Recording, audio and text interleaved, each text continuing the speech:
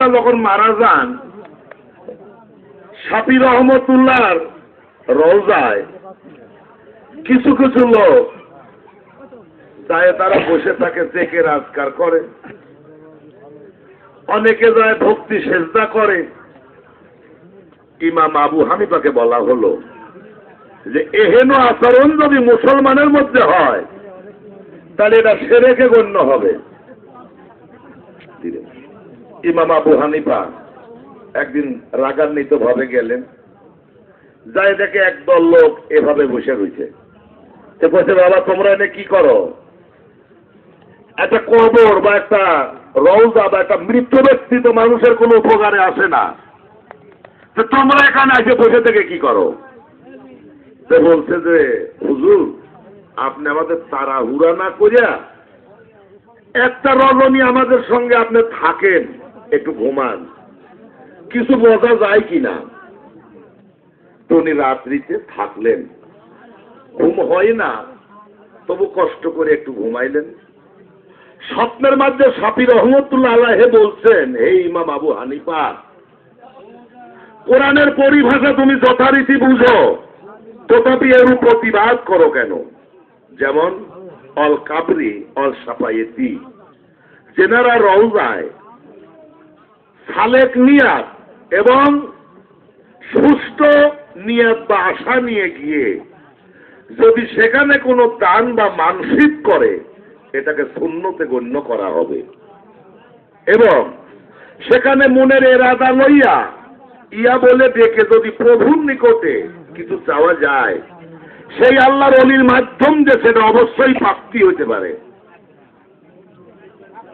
এখন সারা বাংলাদেশের ইসলামিক ফাউন্ডেশনের যিনি মহাসচিব, যার নাম আব্দুল অধ্যক্ষ, উনি একটি বই লিখলেন এর উপরে। বইটার নাম হল আহকামুল মাজার। এই আহকামুল মাজার 30 পৃষ্ঠায় বললেন যে কাউরে যদি কোনো পীর বা গুরুজন ব্যক্তি পর্দা নেয়, যদি তাকে কোনো জায়গায় হেফাজত করে তার উপরে কোনো ঘর দরজাও তৈরি করে দেয়, ইসলামে এটাও নিষিদ্ধকরণ হবে না। কারণ ওই ব্যক্তির তোমার আমার মাঝখান থেকে বিদায় নিয়েছে, তার প্রতিমূর্তি বা ওই সুরাত দেখলে, ওই কবর বা রওজার আকৃতি দেখলে আমার মৃত্যু কথাটাও স্মরণ হবে।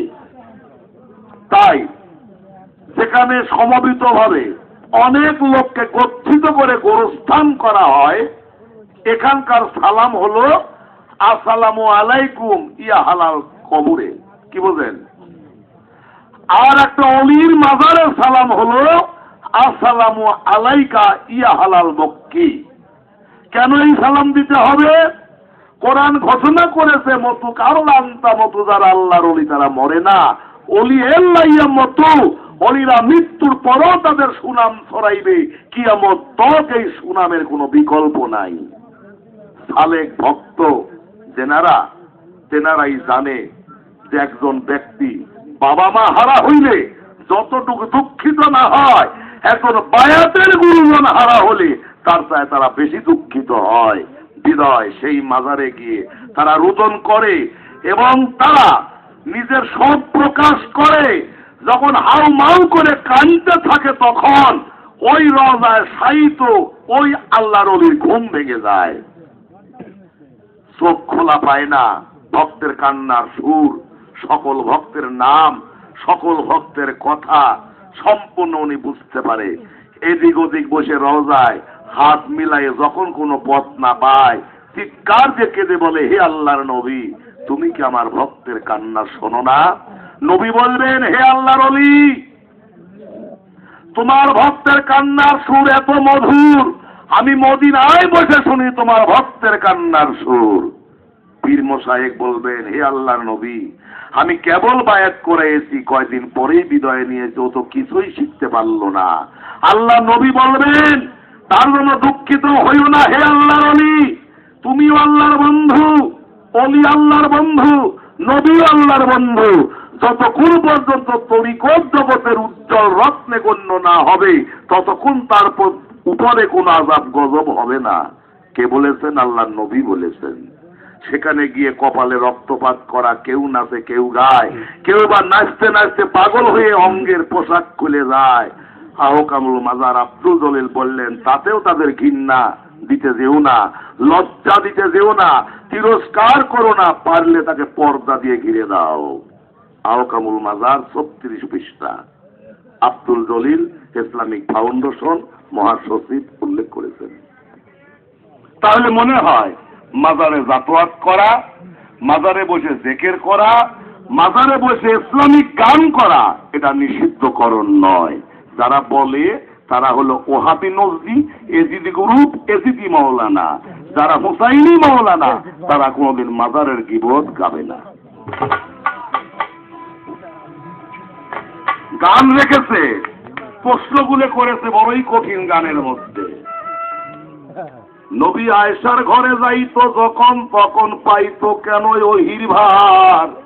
ওহির ভার নবী সব জায়গাতেই পাইছে, তবে আয়েশার ঘরে একটু বেশি বেশি পাইছে। কারণ ছিল আয়েশা অঋতুবতী নারী এবং আল্লাহ রাসূলের প্রিয়তম। আমি আয়েশা সিদ্দিকার জীবনীতে পড়েছি, আল্লাহ বললেন, হে দোস্ত মুহাম্মদ, আমি তোমার কাছে একটা আয়নার ভর্তি একটা ছবি পাঠালাম, এই ছবির মানুষটারে তুমি খুঁজে নিও, তাহলে তোমার মঙ্গল হবে। ছবি আয়না হাতে নিয়ে উনি ভাবতেছেন যে এই মানুষ ছোট্ট একটা মেয়ে ছেলের ছবি আল্লাহ জিবরাইলের মাধ্যম দিয়ে পাঠাইয়েছেন, এই মানুষ কোথায় পাবো?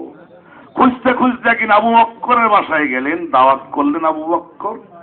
মা আয়েশা সিদ্দিকা আল্লাহর নবীকে ওজুর পানি, খেজুর, খানা পিনা দিয়ে সমাদর করলেন। আবু বকরকে বললেন, আবু বকর এটা কে? বলে এটা আমার মেয়ে। বলে আমার হেফাজতে দেওয়া যায় না। বলে বলার আগেই আমি মনস্থ করেছি। তখনই আল্লাহ নবী আয়নাখানি খুলে দেখলেন ওই ছবি। এই কারণে তার ঘরে যখন যেত তখন বেশি বেশি ওহির ভার পেত। এখন একই কথা শুনে হযরত আলী হাউমাউ করে কাঁদে আর ফাতেমা রাদিয়াল্লাহু আনহা হাসে। এর কারণ, একদিন বলিলেন, আমার পাক পরওয়ারদিগার, হে দোস্ত মুহাম্মদ, তোমার যে ঘরের তোমার মা, তোমার মেয়ে, আমারও মেয়ে সেই ফাতেমা জননী, তার উদরের ধন হাসান ও হোসেন, তারা জহরে কহরে মারা যাবে। এই কথা বলার পরে ফাতেমাকে হাসতে হবে। তুমি কোন কৌশলে হাসাবে? তুমি তারে হাসায় নাও। কি বাজান, বেটা মরার কথা শুনলে কোনো মা হাসে? আর কোন বাবাই কি হাসতে পারে?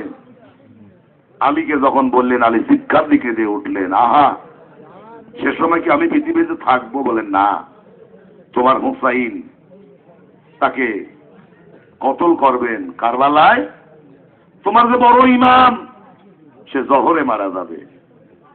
নিরুপায়, হুজুর, হে আল্লাহর নবী, তুমি আল্লাহরে বলো এই সংবাদ আমার পক্ষে ধৈর্য বা সহ্য নেওয়া সম্ভব না। ফাতেমা রাদিয়াল্লাহু আনহাকে ডেকে গোপনে বললেন, আল্লাহর নবী, মা ফাতেমা, তোমার একটি কথা বলবো, এই কথা শোনার পরে তোমাকে ধৈর্য ধারণ করতে হবে, তুমি কাঁদতে পারবা না। কি? সে বলে, যেটাই আমি বলবো তার বিনিময়ে তুমি যা চাও তাই সম্ভব, কিন্তু কথা মানতে হবে তোমার। কি? আব্বা বলেন তো। বলে, তোমার যে উদরের ধন হাসান ও হোসেন জহরে কহরে মারা যাবে। ফাতেমা চোখ টিপে ধরলেন, হে আল্লাহর নবী, আপনি কি বলছেন? এই কথা শুনে কেউ হাসতে পারে? চোখে পানি যদিও নাই, কিন্তু বুক তার ফাট ফাট করতেছে। আল্লাহ নবী বলছে, মাগো, বিনিময় তোমাকে আল্লাহর 8টা বেহেশত, তুমি যে বেহেশতই থাকতে চাও এটাই তোমাকে দেওয়া হবে। বলে, মাবুদ গো, হে আমার আব্বা হুজুর, বেহেশতের সুখ এটা সবার জন্যই আশাবাদী, কিন্তু এমনও কথা আমি শুনে কি করে হারবো? আল্লাহর নবী বললেন, মা, তুমি আমার ফাতেমা, আল্লাহ তোমারে বলিবে মা, পৃথিবীর মানুষ তোমারে বলিবে মা, মায়েও বলিবে মা, দ্বিতীয় বলিবে মা, বাবাও বলিবে মা, ছেলেও বলিবে মা। আমি আমার গোটাই উম্মত তোমার টুরিতে বেঁধে দিলাম, তোমার 2টি ছেলের বিনিময়। আল্লাহ এতই খুশি আমার এই 2 সন্তানের বিনিময়। মৃদু হাসি দিয়ে বললেন, হে আল্লাহর নবী, গোটা পৃথিবী যদি কিয়ামত তক আমারে মা বলে দুই ছেলের ডাক আমি না নিয়েও খুশি, আমি আনন্দের সঙ্গেই ছেড়ে দিলাম। এই হলো সেই প্রশ্নের জবাব।